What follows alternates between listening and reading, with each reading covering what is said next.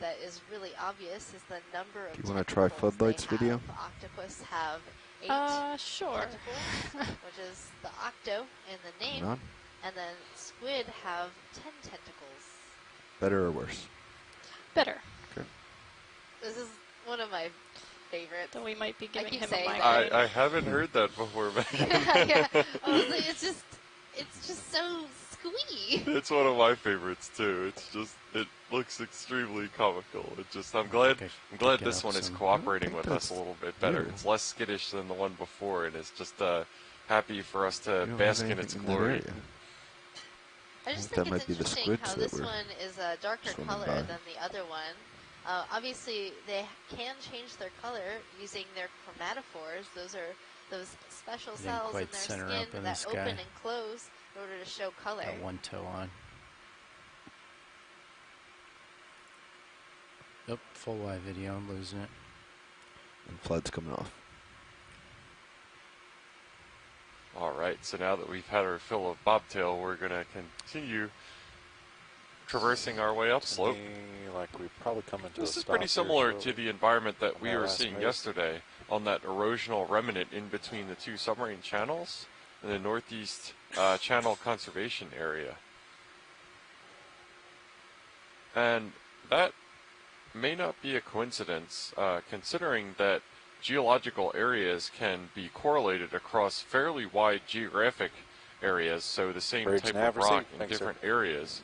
So, for example, the same material that had kind of a characteristic angle of repose in the northeast channel area that we were looking at yesterday, which I seem to recall was in broadly similar water depths, might be the same geologic unit that we're observing right now.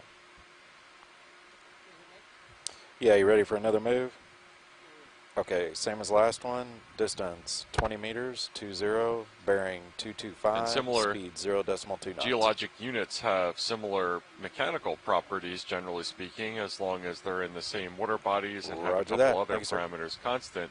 So, by and large, when you see them, they'll kind of evolve in similar ways in terms of how mechanically stable they are and how they tend to evolve with time.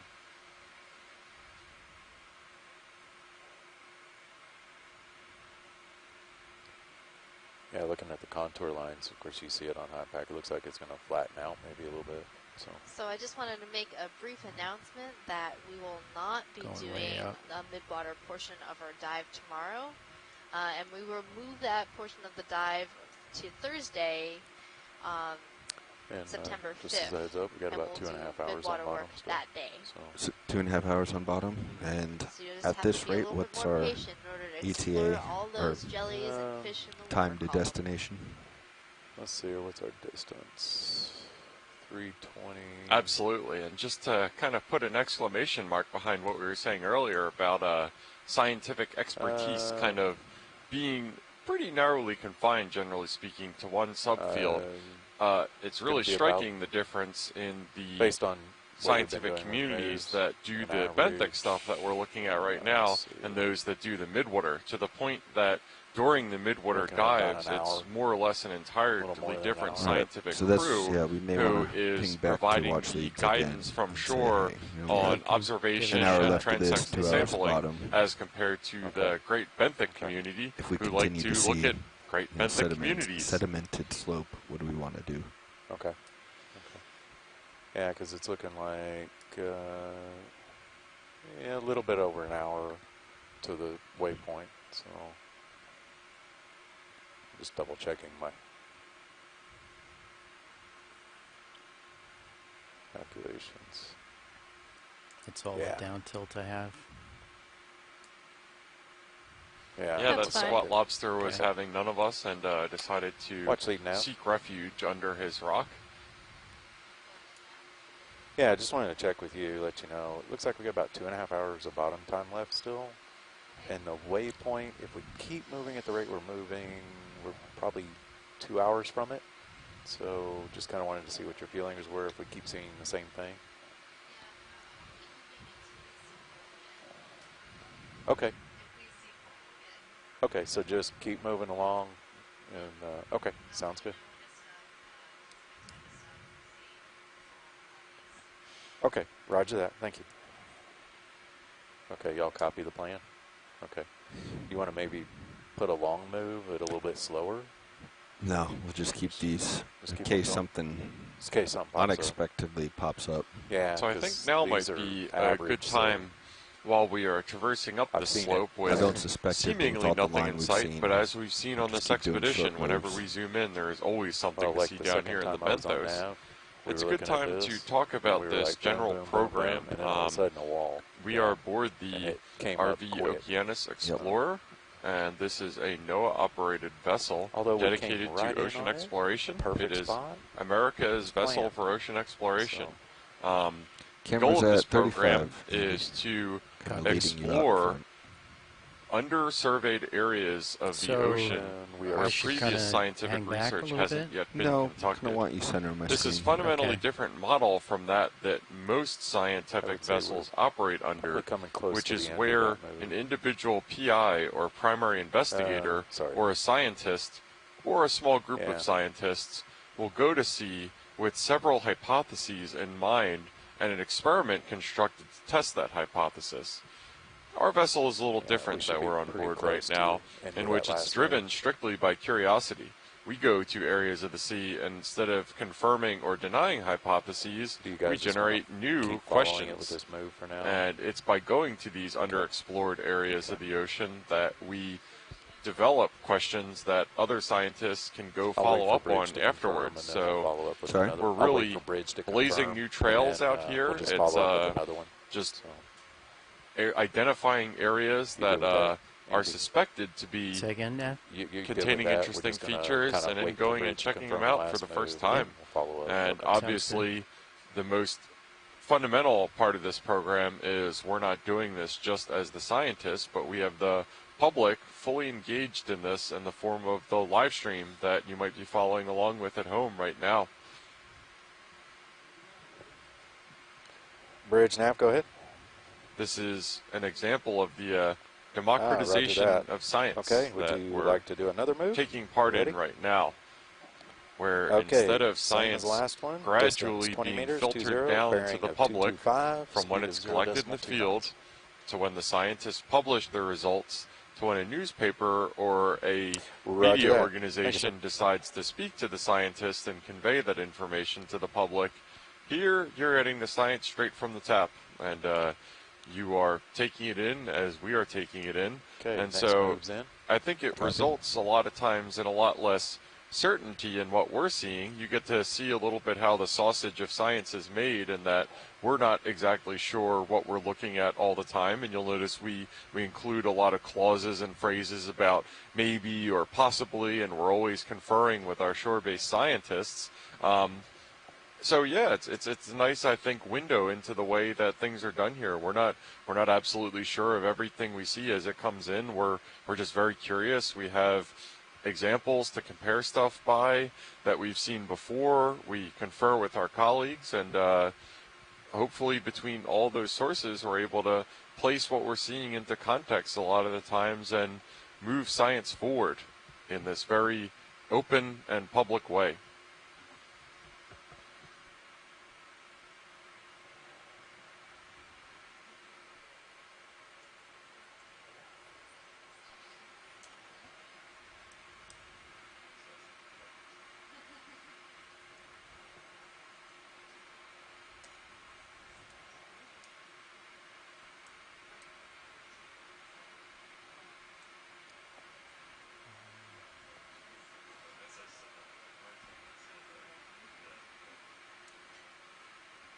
Yeah, just a quick correlation to that, and a really good note, again, since I was harping on how important it is that this is exploration that we are doing.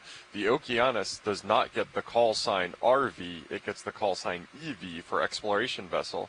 And the Okeanos is one of only 3 vessels, to my knowledge, in the world that have that call sign, as well as the Nautilus, which is operated by Schmidt. No. The Nautilus, which is operated by Bob Ballard and University of Rhode Island. Ocean Exploration Trust. Sorry. Let me start that over again. the Nautilus, which is operated by Ocean Exploration Trust, thank you folks, as well as the Falcor, which is actually operated by the Schmidt Ocean Institute. Doing similar programs as this, bringing science directly to the public as it comes in.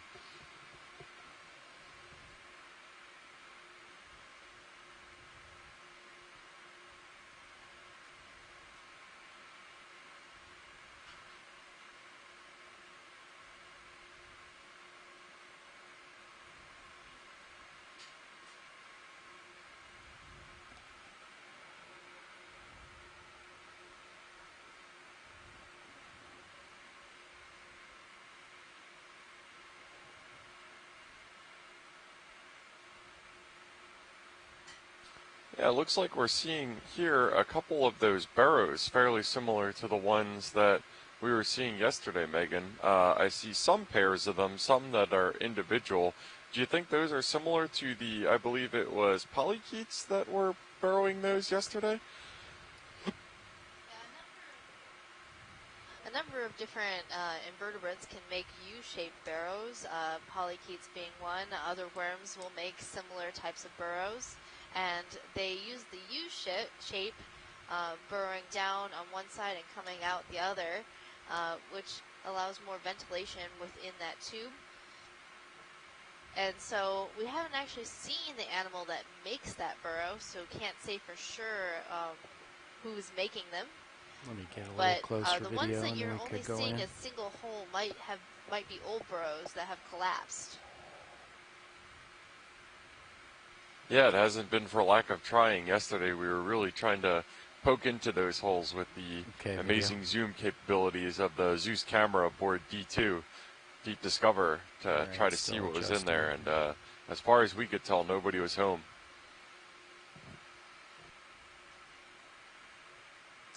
So since you talked so much about the Okeanos Explorer and our model for exploration, I just wanted to say that 2019 marks the 10th year that ocean exploration has been data has been collected aboard the NOAA ship Okeanos Explorer, we're going to exceed has led the distance, to explorations around Bridge the globe. nav.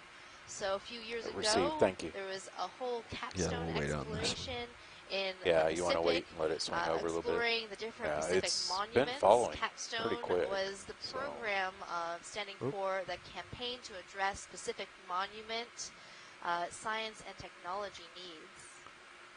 So to kind of hold this, co-pilot, I'm giving some downward thrust and then some lateral to correct. It's been incredible that the Okeanos program has been going for 10 years, and I've mentioned this several times during these dives, but I think it's good to reiterate it again. I was using the Okeanos data in the form of multi-beam bathymetry in my research as far back as 2013 or 2012. And it's because of this program, one of the products is getting the data out to scientists as quickly as possible and free and publicly accessible, that allowed me to use it in my research. And now I consider it a real privilege to be a part of this program as a shipboard scientist after being able to take advantage of it and use it in my research that many years ago. I also have used Okeanos data within my own research. Back in 2015, Copy that. the Okeanos Explorer did a dive for me on the south point of the Big Island of Hawaii, surveying deep-sea coral communities that were living on a lava flow there. And a paper has recently been accepted for publication about that research seems like that I was really doing. dubbed my toe in right there. You haven't told me that so far, Megan. Congrats on the publication. That's a big deal for us scientists. Sometimes getting those papers through is an arduous chore, and it feels great to get your research out in the world that you've put so much into. Thank you. Thanks, Jeff. I'm really excited about it as well. It's taken me a few years to put everything together and finally get it through the publication process. It takes a bit of work because as scientists we do peer-reviewed articles where after we've written a paper, we'll send it out to other experts in the field who will then review it and tell us how we can make it better. Absolutely, and in this way, the research has to be scrutinized and validated by fellow experts in the field so that when it comes to light and when people kind of have that trust in peer-reviewed research, we can feel good about citing this research and stating it, not as fact, because scientists are always skeptical, but as something that is fairly well vetted by the community and can be trusted to build our next research steps upon.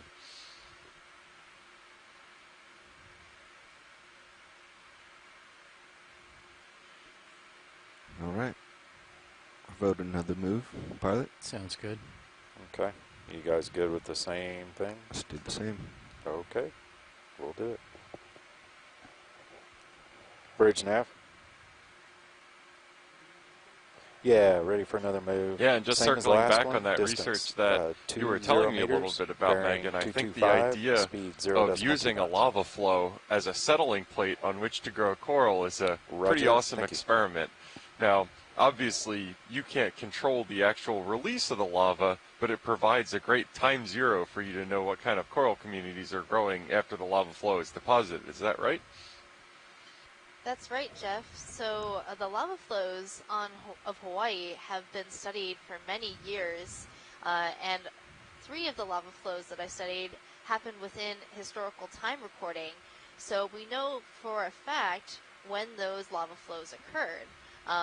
The other 3 lava flows that I looked at occurred in prehistoric times. So we collected pieces of rock from those lava flows for dating purposes so that we could confirm the age of those lava flows before comparing those communities on each lava flow to see how the community develops and how it changes over time.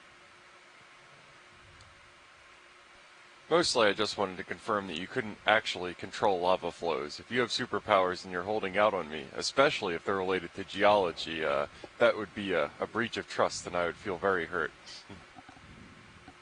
Would that count as a mundane superpower? Because if so, that's totally mine. Extremely not mundane, Megan. Oh, and it looks like we have a crab here making its way across our path. Is this one of those red crabs that we saw in really high abundance earlier in the dive? Yeah, I think that's the same crab. It must be, you know, a good mating season around this time because we've seen a lot of crabs in a mating posture with the female and the male together. So I would like to know more about this crab. If anybody on shore might be able to do some research to find out what kind of crab this is. Yeah, and based on what I've seen so far about the shore-based science community, there's inevitably some arthropod experts out there who can weigh in. That's the beauty of this program. It's science open to everyone and contributed to in real time. Earlier in the dive, we had Mary Wixton call in and let us know the identification of some of those shrimps that we were seeing within the coral.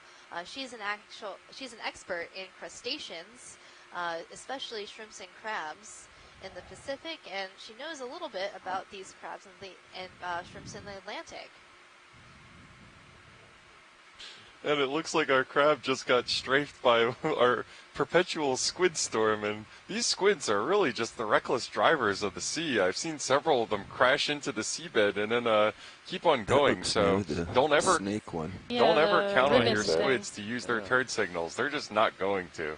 Oh, it's Vinifica. Squids make it hard for me to concentrate on what I'm saying. Oh, there you go. Oh, we're seeing a really cool eel. This is called a sorceress eel. Yeah. It's a very, very elongate type of eel with a very thin nose.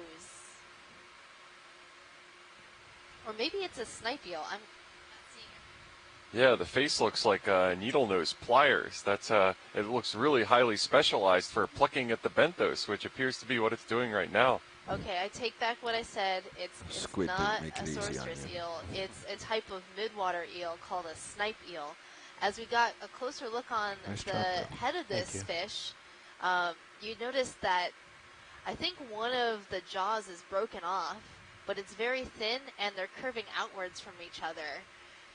So this is a snipe eel, and they capture shrimp by entangling the antenna of those shrimp in these backward-facing teeth within the mouth.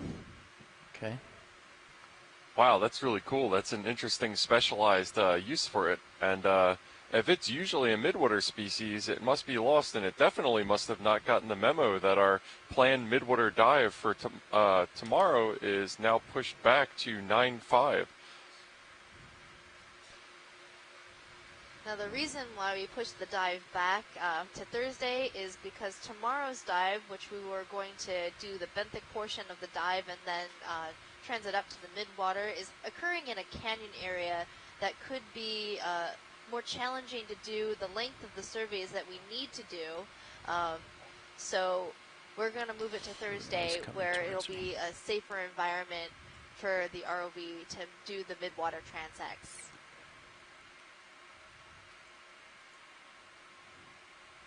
Yeah, as you might imagine, the technology and the precision and the coordination that's required to make these dives happen is substantial.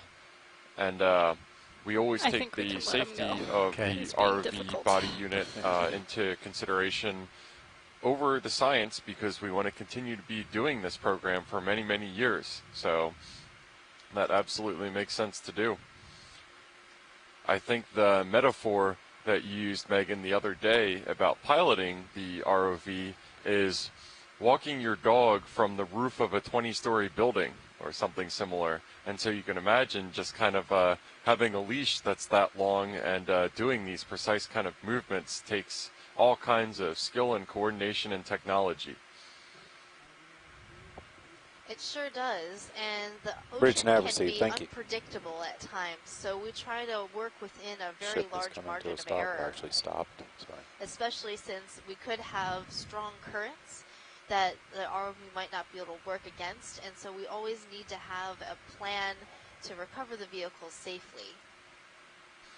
Absolutely. A saying that I heard early on in my oceanography career was don't put anything overboard you'd expect to get back. But in this case, we put a whole lot of thought and premeditation into making absolutely sure that we get D2 and Sirius back at the end of every dive. And so far, knock wood, I'm knocking wood, so good.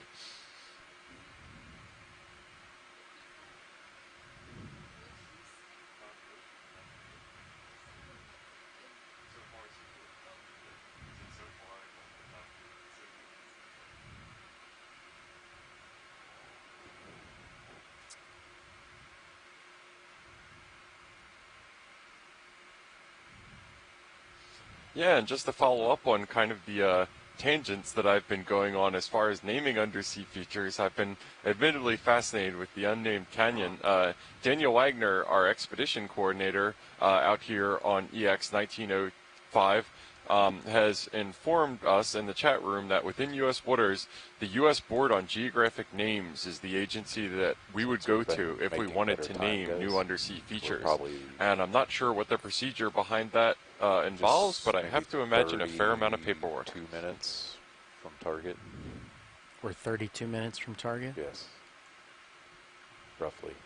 And with our current depth, he's still got a little over 2 hours. I think we're ship stopped moving, so let's get another one in. Yeah, we've definitely seen a lot of these strands in the water column. Most of them have been the Scyphozoans that we saw on the way down. They seem to be particularly abundant in this area. Bridge nav?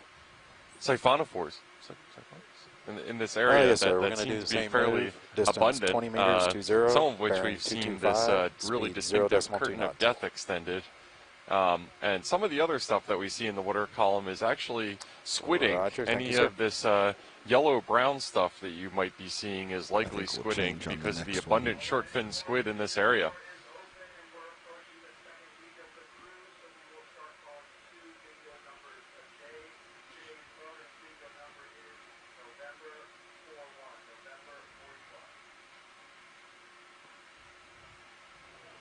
So we have a tentative ID on this red crab from Bob Carney.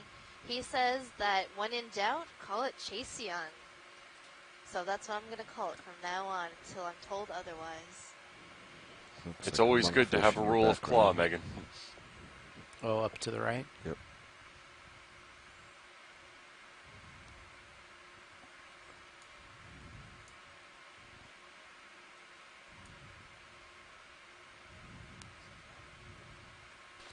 Maybe I'll zoom on the crab.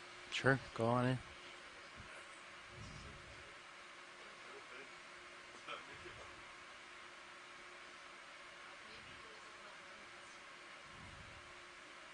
Yeah, and this is a really nice zoom of one of these little red crabs, it looked like.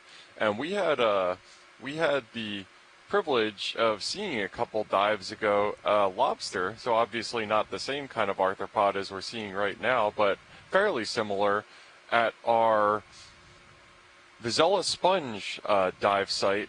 That was a real feeding frenzy of a dive site, and among other things we scale, which is the standard geologic scale for size of grains to figure out what the difference is between a boulder and a cobble. So we're seeing a number of demisponges on that, All right. I'm going to call it a boulder, and also some scalpellid barnacles on the one side, and then there's this little rat tail fish hanging out by the foot of the ROV. Okay, you can go back in. Boop.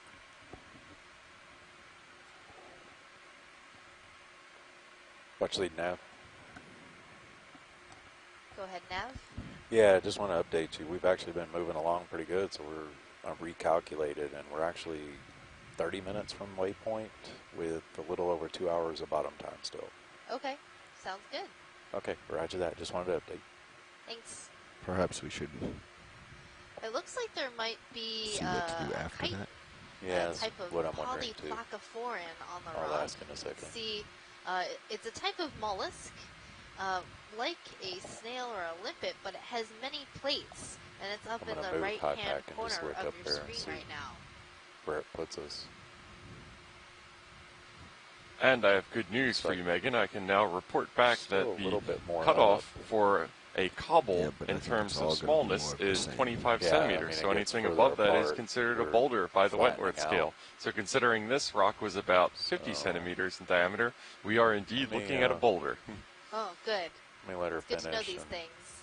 I always just went on the size class being if I could pick it up with one hand, it was a cobble. If I had to use two hands, it was a boulder. Yeah, that's a pretty good de facto scale. To the end of that move too, so. Just didn't want you to lose sleep over whether it was a boulder or a cobble. I know I would. That's what keeps me up at night. Here, or? I'm bringing. No, I would move on. All right. I'm bringing my heading around. Full wide what video. I think is going to be the bridge nav. Next direction. Okay. Yeah, so that's the scalpellid barnacle over on that right-hand side of the boulder. Okay, let me just confirm with pilots, and give me just a second. They want to make a little heading change real quick. Okay with co-pilot. Before we move. That looks like another monkfish up there, if I'm not mistaken. You guys are good? Okay. We haven't seen bridge that nav before, I don't think. Going off the bottom of your screen. Yeah, let's go ahead and make that heading fish at change. the bottom of your screen. We'll probably make a move right after you finish that. Striped fish? Update me when you're done. Between the two sexes. Okay, appreciate it. Thanks. For a while, that's why I'm the females are a lot larger than the males. Watch leads. Are you interested in seeing this fish right center bottom? Yes, please, pilot. All right.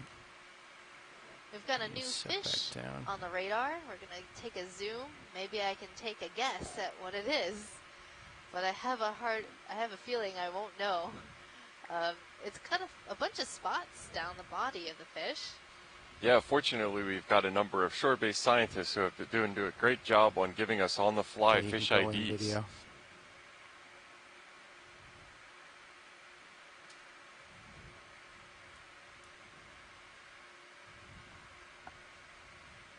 Yep, sorry. I definitely have no idea what it is. Well, hopefully somebody on the line will give us a lifeline from land. Pan a little bit. It's pretty cute. Not quite bobtail squid cute, but not bad either. I think it's pretty cute. And I really love the pattern of spots down its body. It has a long tapering eel-like tail and very large pectoral fins.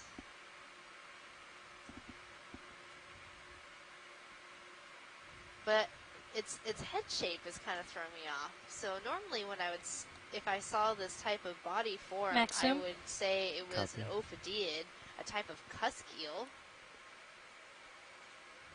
But the head looks kind of strange for a cusk eel. And we've got some speculation on land from Nolan Barrett that it could be a goby. Oh, they do have this type of body form, and gobies also have large pectoral fins. I didn't think about that as a fish we might see down here. So, co-pilot, if you're looking at high pack, it looks like the waypoint's more. I usually associate them with like tide pools and what does it look reefs. like on 200 actually? Yeah, that's definitely the context that I've heard that in right before. Now, so okay, I was just our wondering future if you moves might will switch to 200. Keep going looks like up it's that way. trying to blurp away. I'm not sure whether it's going like towards that shrimp or just a a little sick of our beauty shot. Okay, we'll let them finish the heading change. So.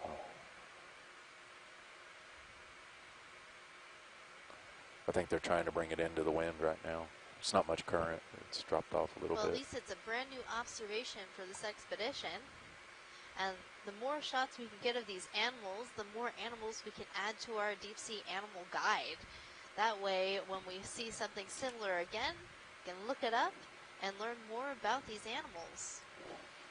And I think similar probably won't take too long at all after our 2019 field season is concluded, because as part of the continuing Aspire campaign that I talked about a little bit earlier, the Okeanos will be traveling to the Mid-Atlantic Ridge region in 2020. And the Mid-Atlantic Ridge, for those who may not be familiar, is the spreading center between two tectonic plates in the middle of the Atlantic Ocean. And so that's what originally separated North America from Europe and Africa when they originally joined together. Okay, 140. Appreciate it.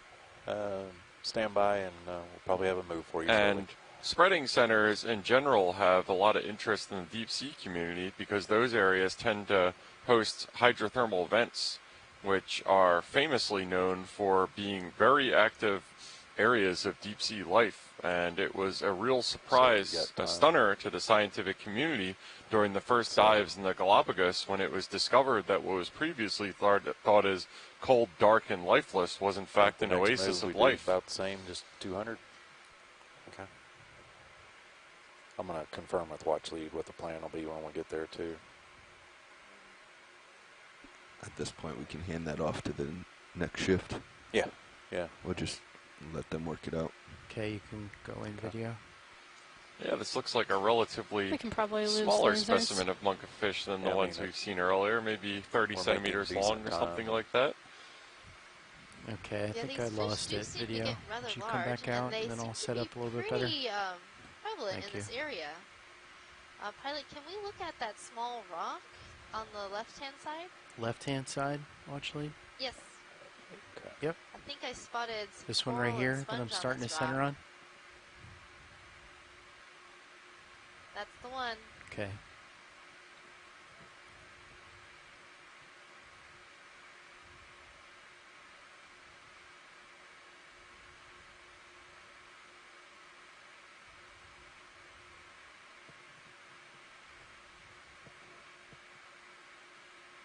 So I kind of want to check out this rock because it looks rather small, and it has a lot of associates, and we don't have any collected specimens yet today. Well, we don't have any intentional collected specimens. Yes, we only have one volunteer. We did get that krill who was just so eager to contribute to science that it hopped right into our suction sampler. Yeah, on that note, guys, the only sample is in jar 1. So the encrusted sponges are kind of difficult because it's hard to get them off rocks. And then this small coral that we're seeing is an Acanthogorgia, which is pretty well studied. At least that's what our Canadian partners from DFO were saying yesterday. So it might not be the best collection, but there are a lot of sponges and other sorts of things on here. Snail. Yeah, and as Nolan Barrett points out in the chat room, also lots of tube worms, which is interesting because that harkens back to what I was talking about a minute ago is I always think of tube worms in the context of hydrothermal vents, but it makes sense given the incredibly wide range of body plans and modifications that we've seen on this expedition so far, that a same one that could live at the very edge of water in excess of 500 degrees Celsius could also live here. I'm also sort of wondering what these other sort of shell-like things are. I saw something move when the shrimp touched it, and it closed up. It's definitely an oasis of life. The downside about a lot of these animals is that if we were to collect this rock, it would be hard to save them and preserve them because they're so encrusted on the rock. Trying to get them off would damage them. Yeah, absolutely. I see a couple of those mollusks that we collected yesterday as well. Yesterday, when we were diving on the Northeast Channel site, we did end up taking a rock specimen that had a sponge of particular interest to us, and it was a similar encrusting community. So Bob Carney says these sort of bivalve-looking animals are brachiopods.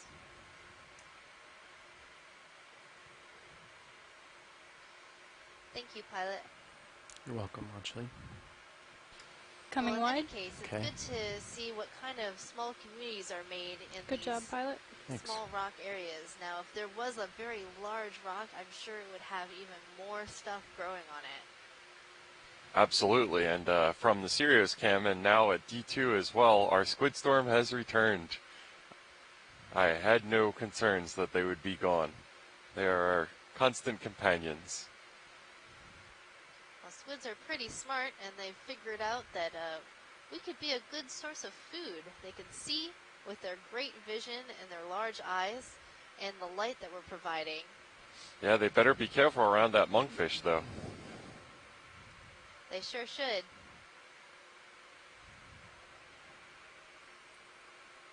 I wonder how well they can see that monkfish. Take a look at the monkfish or move on, or? I think it's probably time to move on. Okay. Yeah.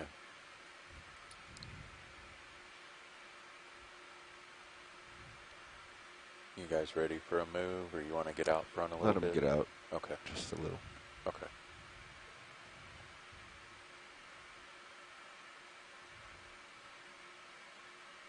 A nice sized crab there. Yeah, it's as big as a squid. Yeah. Yeah, so as we make our way upslope, we are approximately 75% of the way up our planned transect line. Once we get to the top of this ridge on the southern wall of an unnamed minor canyon north of Kinlan Canyon, we're going to continue traversing up the ridge axis as far as we can go, dive time permitting, hoping to see some other neat stuff. This is a really cool wide shot right now. It's just a real emphasis of the density of these short fin squid that have been accompanying us the past couple of days on our dives. Moving out. Okay. Bridge nav. You ready for a move? Okay, distance 20 meters, 20, bearing of 200. Absolutely not. My cephalopod capacity, I think, is fairly endless. I'm still thinking about that really cool red one that we saw hanging motionless in the water column yesterday. That was a really cool species of squid called Magneteuthis magna. It was bright red, and they'd actually seen it on the previous expedition with the ROV.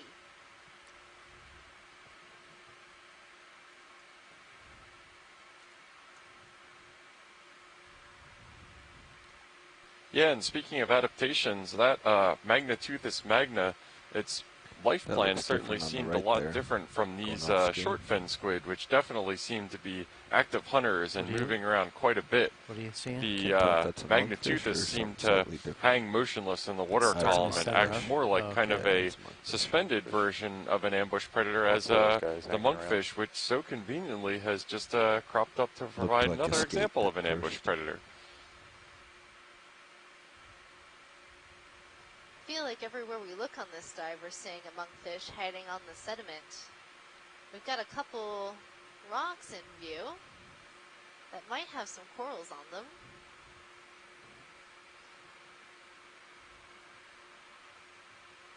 Oh, and another one of those polychaete worms in a paper tube. Yeah, I was just about to comment. So it definitely seems like that they prefer a fair amount of flatness and definitely this fine-grained substrate. We noticed them at the top of our erosional remnant yesterday, as well as the base, never along the slope. And here, as we're approaching kind of the top of this ridge axis, we see it again. I believe the common name for that polychaete so we'll get to the worm right of this rock that's just quill worm, going off because view. It looks sort of like a and we pen. can sit down and look at that. Yeah, rock that's there. very appropriate. Sure.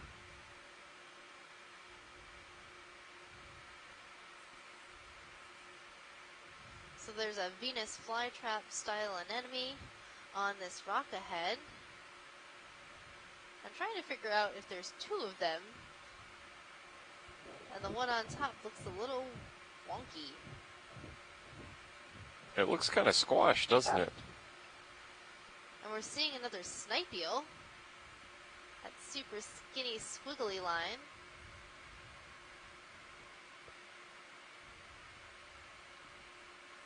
Okay, video. And then at the base of the rock, we're seeing a really neat squat lobster in the family Munidity. Yeah, it does on top kind of look like the general shape of an anemone, but just kind of like an anemone mush with like a little shrimp in between its folds. Yeah, it looks like it closed and shriveled up a little bit. I don't know why it's doing that behavior. There's a little fish hiding behind the anemone. Over to the right. Yeah, I can, wherever you like, video, go left or go right. There's also something underneath the rock on the right-hand side, right underneath the anemone. I can't quite see it because the tentacles of the anemone are just sort of in the way.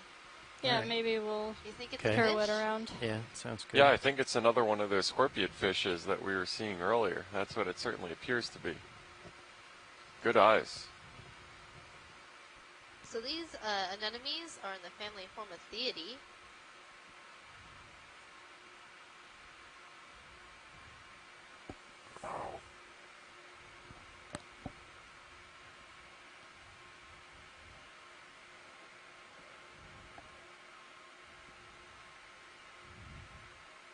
Oh, I see that little fish face. Just as a note, we should be coming to a stop on that last move. So. There it is. So if it is a scorpioniform fish, which Bridge it does now. look Go like, ahead. they do like to rest and Thank sit you. on the bottom and try not to be too seen. Bridge confirms. Should stop. Which it almost did a good job of doing in this instance. I'm doing a better job of spotting those cryptid species today. Yesterday there was this decorator crab that fooled me into thinking it was just, you know, another demasponge. Oh, that thing was so sneaky. It had us all fooled. Except for, was it Lars in the front row, I believe? Somebody with very sharp eyes in the front row spotted it.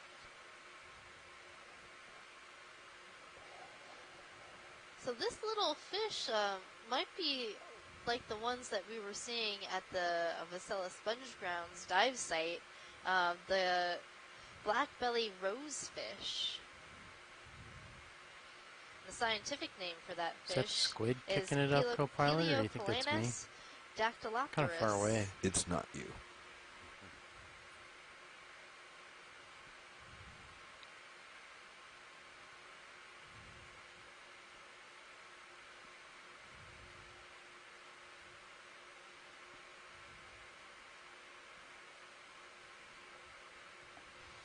Yeah, and it probably definitely makes sense for it to both be physically hidden just below the rock and also in vicinity of the anemone, given the squid storm that we have summoned by the presence of D2 and Sirius.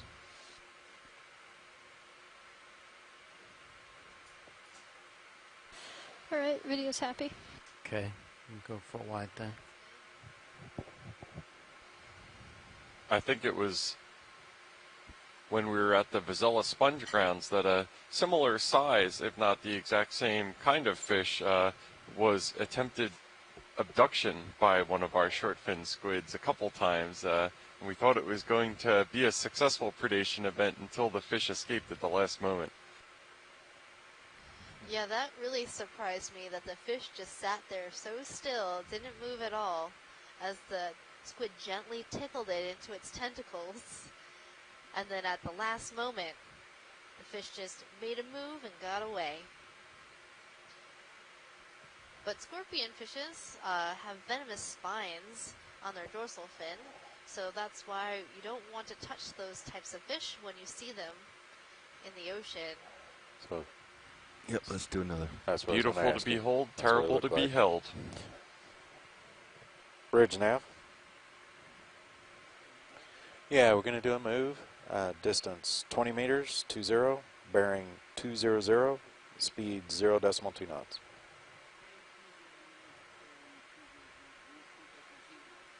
Roger that. Thank you, sir.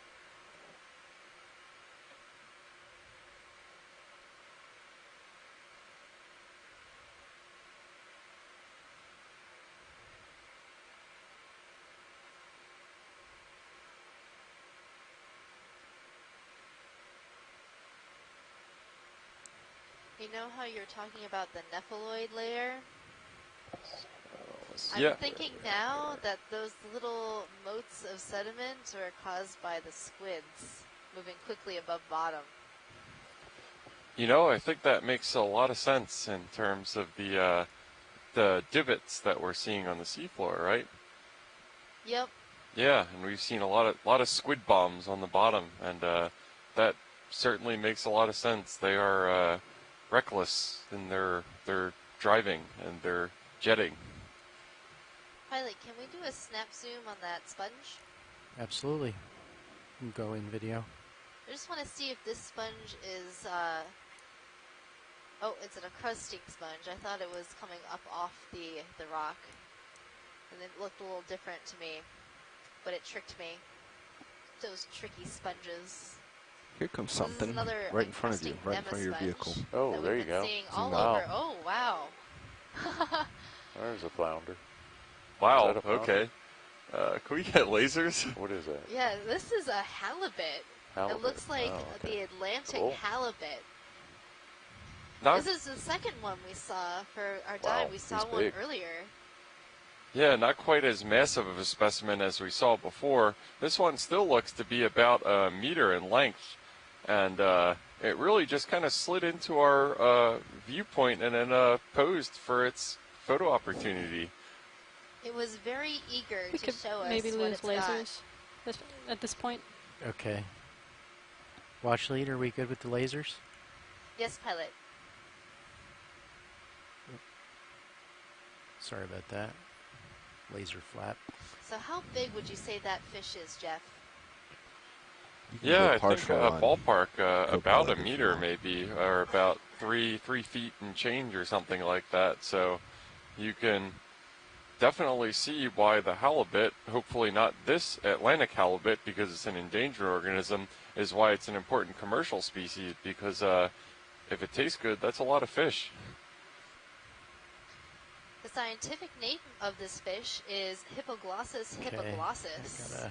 Yeah, so thank good, you, video. You gotta name it twice. I'll get a little bit closer.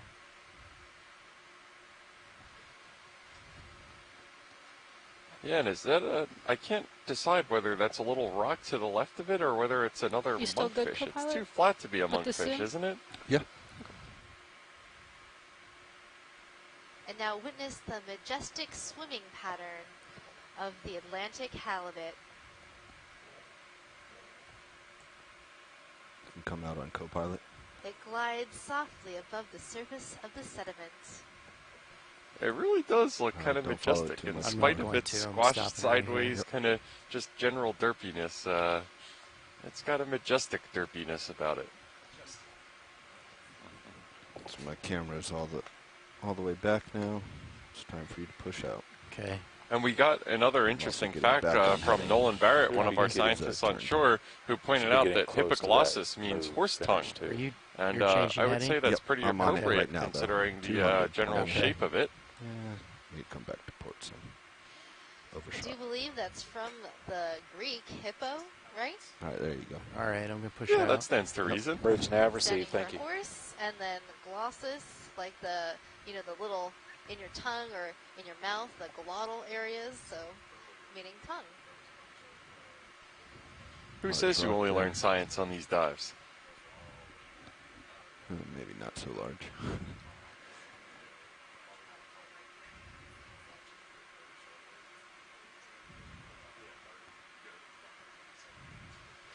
Can we get a look at that rock to the left, pilot? Absolutely, watch lane. Are we moving right now? Yeah, so it looks like we've got a decently sized boulder. Now that I've gone and brushed up on my Wentworth scale, I can confidently call that a boulder. Although I think I probably would have called that a boulder regardless of Wentworth, given the size of it. That's a pretty large one. And it looks like there's a bunch of smaller clasts at the base of it. And I'm sure when we get a zoom is that this is going to be fairly densely packed rock in what is an otherwise fairly fine-grained sediment area. You want to zoom, Watchley? Yes, please. Okay.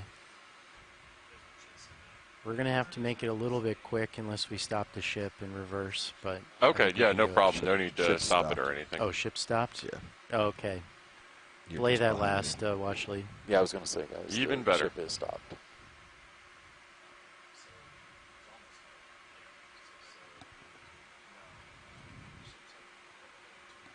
Okay, you can go in video. So it doesn't look like we have many of the flashy corals, or if there are, there will be small ones on this rock. Those branchy things, are those the bryozoans that you were talking about yesterday, Megan? Actually, I think these are hydrozoans. They're in the phylum Cnidaria. Yeah, and as we were expecting, this is just as encrusted as we imagined. Lots of mollusks you can see with their probing little tongues sticking out of their shells. A number of small sponge specimens that we can see. Those ubiquitous red-banded shrimp that we've been seeing all over the place. Squat lobsters, red crab, and our Atlantic halibut gliding by to say hello again.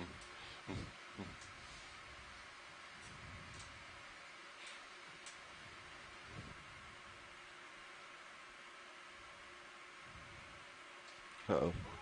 Predation. Wow, that looked like a predation event that we just saw. Did you see what was going after? A fish? I think it was a fish. Should I go after that, watch lead, or? I think he's gone, yeah. Yeah, I think he's gone. Might come back around.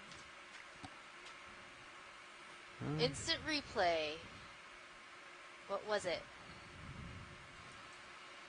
Yeah, this is great. We've got Caitlin Bailey on the video team to my right doing cutting, which is cutting out important or interesting clips of our dive as it happens. So we're watching the instant replay, which unfortunately isn't available on the live feed, but we're watching to try to see what that halibut just gobbled up.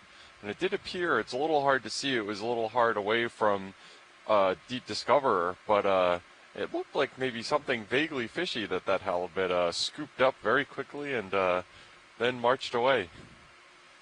If I were to hazard a guess, based on just the shiny shape of it, it would probably have been a rat tail fish, one of those Nezumias that we've been seeing throughout the dive. Oh, if only that was a little closer to the foreground. It was still pretty cool, but it was pretty cool. Just think about it in, like, you know, the wider context of this habitat. We've got a good wide view. And then we also have other camera views that we can take a look at. Is there anything particular on this boulder you were interested in seeing, Watchley? I think we're good with the boulder. Okay. All right, full wide then video.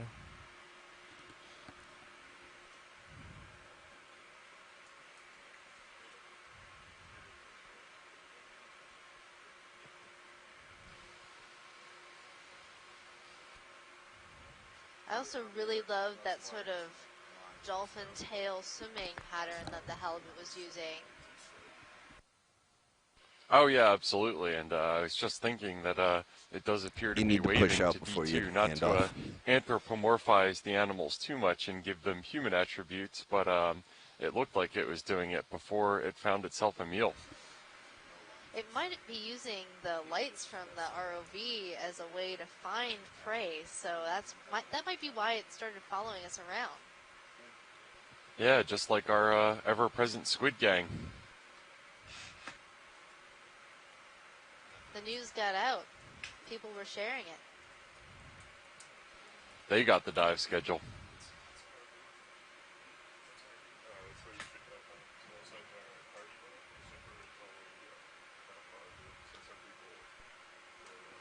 Pilot? Co-pilot? I think I'm starting to get back into a better angle. Copy that. I'm assuming we had the swing arms in for the cliffs? Yes, we could redeploy them. It's been pretty gradual for a while now. Copy. And some of these little boulders would be nice to get, you know, some light underneath.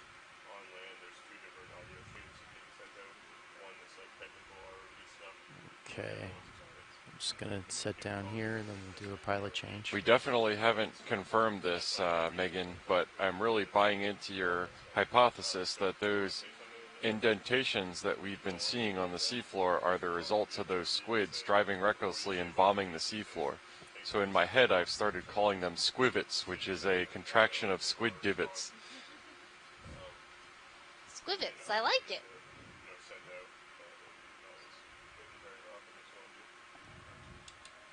And on cue, we saw another one of these little short fins diving down on ground right here.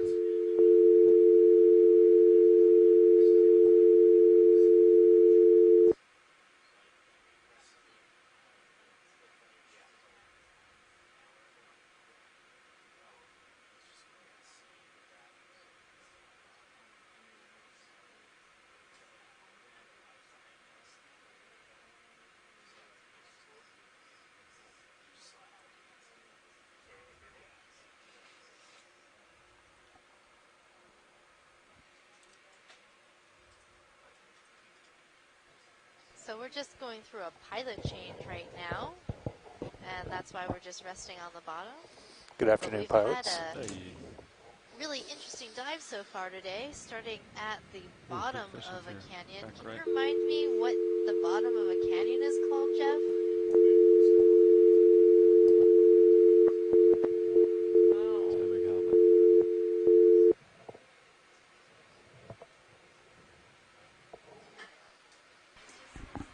Ready. Gentlemen, we're all stop here. Copy.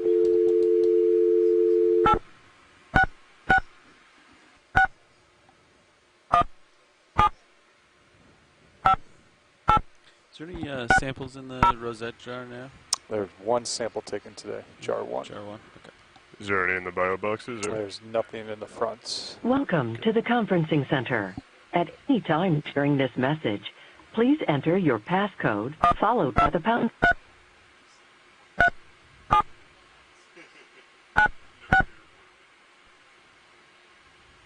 Where does the vehicle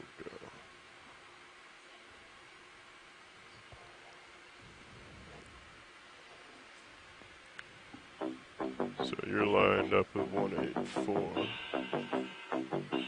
Your passcode has been confirmed. If you need technical assistance during your call, press *0. Yeah, our moves have been to After the tone, please state your name, followed by the pound sign. Cover that. Yeah, I'm pointed the... We can probably get a move in. Sure. Thank you. Yeah, we've been doing 20 meters. There are 200. 2 parties in conference, including you. Comfortable with that? Looks like another one of those fish right up ahead. All right, we'll call it in. Bridge RV now. Or actually, that might be... another move request, please. Looking for 20 meters at 200 degrees. Sorry for that disruption of the audio. This is EX1905, Leg 2, Deep Connections 2019, aboard the EV Okeanos Explorer. I am Jeff Obelts, your geology lead for this expedition from the Naval Research Lab. And I am Megan Putz from the University of Hawaii. So this is a really great expedition, exploring transboundaries, we started our expedition in Halifax, Nova Scotia, and we've done a few dives in Canadian waters, and today is the first day of our expedition that we are in American waters, U.S. waters.